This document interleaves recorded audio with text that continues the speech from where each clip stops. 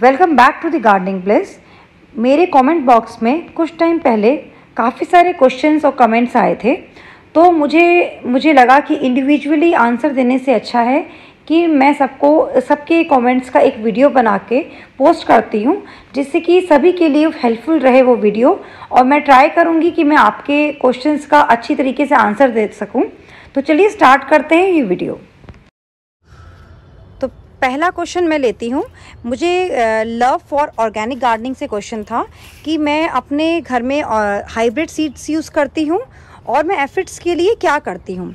तो मैं आप सबको बताना चाहती हूँ कि सीज़न को जैसे अब गर्मी आती है तो गर्मी एकदम से तो नहीं आती।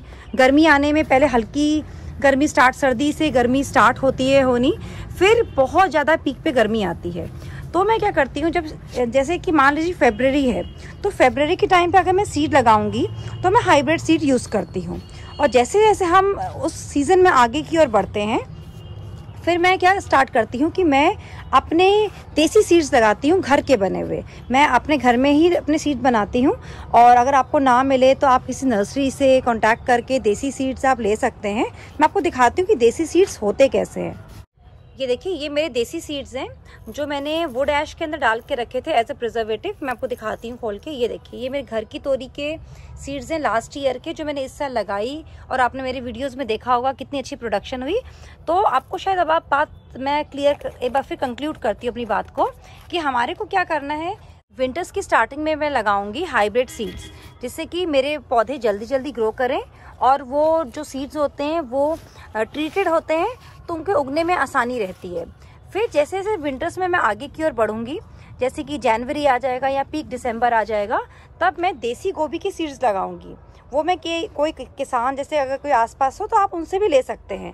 तो शायद मैंने अपने फर्स्ट क्वेश्चन का आंसर किया।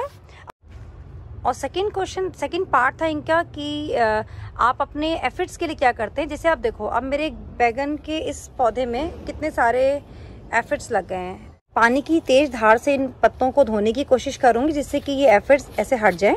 और अगर फिर भी नहीं गए तो मैं इसके अंदर गौमूत्र का इस्तेमाल करूंगी एज स्प्रेयर, फॉलियर स्प्रे करूंगी। तो मुझे जैसे आप देख रहे हो, ये तो बहुत ज़्यादा एफिड लगे हैं, तो ये उम्मीद नहीं है कि जाएंगे। अगर लेकिन मैं इस पौधे को ऐसे छोड़ दूंगी और उसको टच ना करूं, तो ये पौधा मेरा अपने आप सारे एफिड हट जाएंगे जब ज़्यादा पीक विंटर्स आएंगी। तो या तो ये एक्चुअली पौधे के अंदर अब नेचुरली इतनी ताकत होती है कि वो अपने आप को क्योर कर लेता है, जैसे कि इंसान क्योर करता है। लेकिन क्योंकि अब मेरे गार्डन में और भी पौधे हैं, वो इम्पैक्ट ना हो जाए, तो मेरी कोशिश ये होगी कि मैं इसको हार्ड प्रून कर दूं। क्योंकि मैं ये ट्राई करती हूँ कि मैं अपने कुछ ज़्यादा पौधे लगाती हूँ, जिससे कि अगर एक पौधे को कोई डिजीज़ हो जाता है और उसको हार्ड प्रून करना हो तो मैं कर सकूँ उसको। तो एफिड्स के लिए ये जो आपको स्टेप्स बताए मैं ऐसे करती हूँ। अगर किसी के पास और अच्छा बेहतर तरीका है तो प्लीज़ कमेंट बॉक्स में आप प्लीज़ बताइए कि क्या इलाज है आप लोगों के पास और आप लोग क्या क्या करते हैं इन सब चीज़ों के लिए।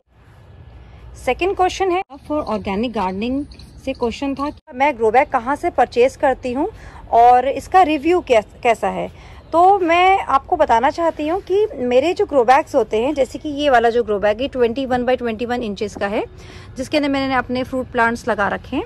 तो इसको मैंने स्पेशल ऑर्डर देके 350 GSM का बनवाया है। जनरली 250 GSM के बनते हैं, लेकिन मैं 350 GSM का बनवाती हूँ ये, क्योंकि ये थोड़े से ज़्यादा इनकी लॉन्ग ज़्यादा होती है, ये ज़्यादा टाइम तक चलते हैं और इसका रिव्यू बहुत अच्छा है।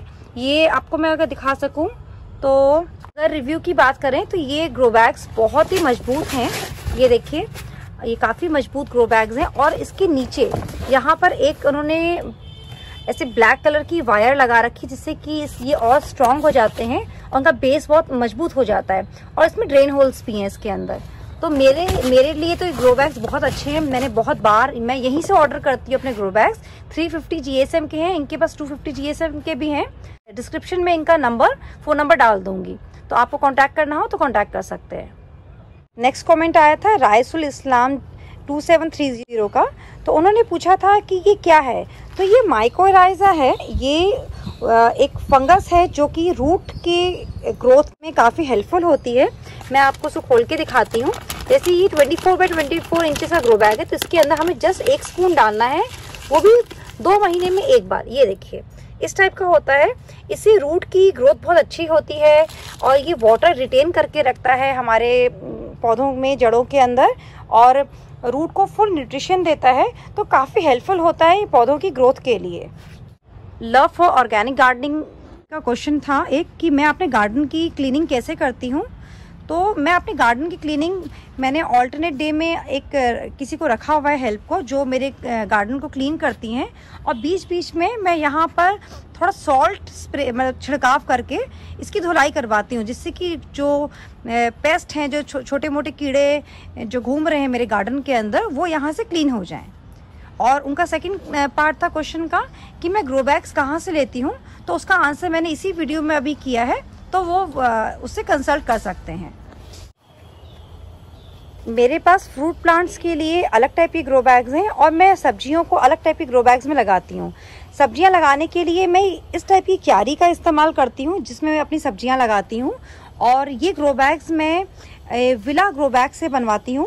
इसका लिंक भी मैं डिस्क्रिप्शन में दूंगी, जिसको जो इंटरेस्टेड हो वो उनसे कांटेक्ट करके ग्रो बैग बनवा सकता है। ये भी मैंने स्पेशली 350 GSM में बनवाया है, क्योंकि मेरा एक्सपीरियंस 350 GSM में बहुत अच्छा रहा, क्योंकि ये काफ़ी मजबूत फैब्रिक होता है और काफ़ी टाइम तक चलता है। अमित भाटिया 9427 से क्वेश्चन था कि मेरे फ्लावर्स येलो होके और फ्रूट येलो होके झड़ जाते हैं, क्या करना चाहिए। तो अमित जी, सबसे पहले तो आप मुझे ये आपको मैं जानना ज़रूरी है कि मिर्च के पौधे में या किसी भी फ्रूट प्लांट में अगर मिर्च फ्लावर सेट होने लग जाता है तो पानी बहुत कम कर देना चाहिए। पानी तभी डालें जब ऊपर की मिट्टी सूखी हो, अगर ज़रूरत नहीं है तो ना डालें। और आपको जैसे कि मिर्च है या टमाटर है या बैगन है या फिर नींबू का पौधा है, उसको हाई कैल्शियम की रिक्वायरमेंट होती है। तो 15 दिन में एक बार मटर के दाने जितना आप कैल्शियम यानी जो चूना होता है, जो पान में यूज़ होता है, वो चूना लीजिए और उस चूने को 1 लीटर पानी में भिगा दीजिए और उसका सॉइल एप्लीकेशन आप अपने इस मिर्च के पौधे पे करिए। तो आपका मिर्च का पौधा के जो फ्रूट्स हैं वो ड्रॉप नहीं होंगे और येलो नहीं होंगे। और टाइम टू टाइम उसके अंदर, क्योंकि जब कोई भी पौधा फ्रूटिंग पर आता है तो उसको फॉस्फोरस की रिक्वायरमेंट होती है, जो कि उसको रॉक फॉस्फेट या फिर बोन मील में मिलता है। तो आप बोन मील या रॉक फॉस्फेट का यूज़ करिए, और प्रॉम में भी होता है, तो आप उसका यूज़ करिए। और 15 दिन में एक बार, ज़्यादा नहीं, जैसे 1 मिर्च का पौधा है तो आपको सिर्फ 1 मुट्ठी ही डालना है उसके अंदर। तो आपका जो फ्लावर्स हैं वो येलो होके गिरेंगे नहीं। पानी में कंट्रोल रखिए और कैल्शियम का सॉइल एप्लीकेशन या फॉलियर स्प्रे कीजिए, और फिर रिजल्ट देखिए। आपका भी मिर्च के पौधे में ऐसे ही मिर्च आएंगी, और आप मुझे कमेंट करके बताइएगा कि कैसा रहा आपका मिर्च के पौधे में, अगर आपने इस चीज़ अप्लाई की तो। और मैं समराइज़ करती हूँ। पहला चीज़, पानी में कंट्रोल, जब पानी ऊपर से अगर मिट्टी सूखी है तभी पानी डालिए। सेकेंडली, उसके अंदर फॉस्फोरस यानी कि बोन मील या रॉक फॉस्फेट डालिए 15 दिन में एक बार। और 15 दिन में एक बार आप कैल्शियम का सॉइल एप्लीकेशन कीजिए। आपके मिर्च के फ्लावर्स भी फ्रूट में कन्वर्ट होंगे और वो ड्रॉप नहीं होंगे, और आपके मिर्च के पौधे में बहुत ही अच्छी फ्रूटिंग होगी। डेवन 7722 से क्वेश्चन था कि मैं अपने फ्रूट प्लांट्स कहाँ से लेती हूँ और उसका फीडबैक क्या है। तो मैं आपको बताती हूँ कि जो फ्रूट प्लांट्स हैं मैं वो कलकत्ता के MK नर्सरी से लेती हूँ, और मैं उसका फीडबैक भी आपको दिखाती हूँ। देखिए, ये मेरे एप्पल बेर का पौधा है, जो इस समय एक छोटे से 10 बाई 10 इंच के ग्रो बैग में लगा हुआ है, और आप इसे देखिए फ्रूटिंग भी स्टार्ट हो गई है। तो मुझे ये देखिए हर जगह पर इसकी फ्रूटिंग हो रही है, यहाँ पर भी फ्रूटिंग हो रही है। तो मेरे हिसाब से तो ये बहुत अच्छे हैं, और मैं वापस कभी भी मुझे ऑर्डर करना होगा तो मैं यहीं से ऑर्डर करूँगी। तो मेरे हिसाब से तो फीडबैक बहुत ही अच्छा है, और मैं इनका नंबर डिस्क्रिप्शन में डाल दूँगी। अगर किसी को इंटरेस्ट हो तो वो वहाँ से ले सकता है। ये देखिए, यहाँ भी फ्रूटिंग हो रही है स्टार्ट, और ये देखिए यहाँ भी फ्रूटिंग स्टार्ट हो रही है। आज का वीडियो मैं यहीं ख़त्म करती हूँ। मुझे जितने कमेंट्स आए थे मेरे कमेंट बॉक्स में, मैंने शायद सबका आंसर करने की कोशिश की है। अगर आपको मेरा वीडियो पसंद आया हो, मेरी वीडियो को, मेरे चैनल को प्लीज़ लाइक कीजिएगा, शेयर कीजिएगा, सब्सक्राइब कीजिएगा। Thank you so much.